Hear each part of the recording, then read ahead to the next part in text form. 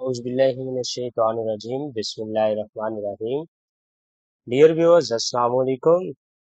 आज की इस वीडियो में हम 10th क्लास के चैप्टर नंबर 16 के सॉल्व फॉर्म में एमसीक्यूज देखेंगे। एमसीक्यूज नंबर 1 है कि कन्वेंशनल करंट की सिमत होती है, तो इसका आंसर है जी बे वाला, पॉजिटिव टर्मिनल से नेगेटिव टर्मिनल की तरफ। नेक्स्ट एमसीक्यूज नंबर 2 आप लोगों को स्क्रीन पे नजर आ रहा है, वो कौन सा इलेक्ट्रिक करंट है जो सिर्फ एक ही सिमत में बहता है।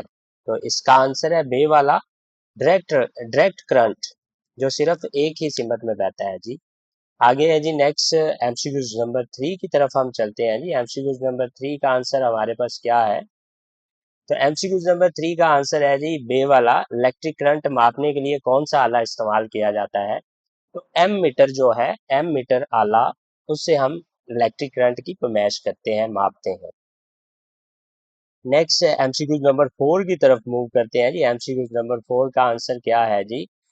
सर्किट में इलेक्ट्रोमोटिव फोर्स का काम है, तो इसका आंसर है बे वाला जी, चार्ज को हरकत देने के लिए एनर्जी फराहम करना, बे वाला इसका आंसर है।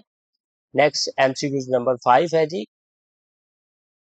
वोल्टेज करंट और रेजिस्टेंस के दरमियान तल्लक है। तो वोल्टेज करंट आई हो जाता है, रेजिस्टेंस आर हो जाती है, तो इससे आप लोगों को आइडिया हो जाना चाहिए जी, V is equal to I R, ठीक है ना, V is equal to I R, अलिफ वाला इसका आंसर है जी।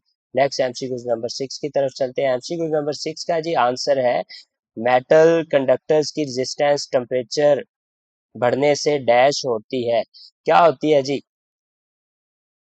इसका आंसर है जीम वाला, बढ़ जाती है, ठीक है, बढ़ जाती है। ओके जी, अल्लाह हाफिज, दुआओं में याद रखिएगा, अपना ख्याल रखिएगा और नमाज की पाबंदी कीजिएगा, नमाज 5 वक्त की पढ़ा करें।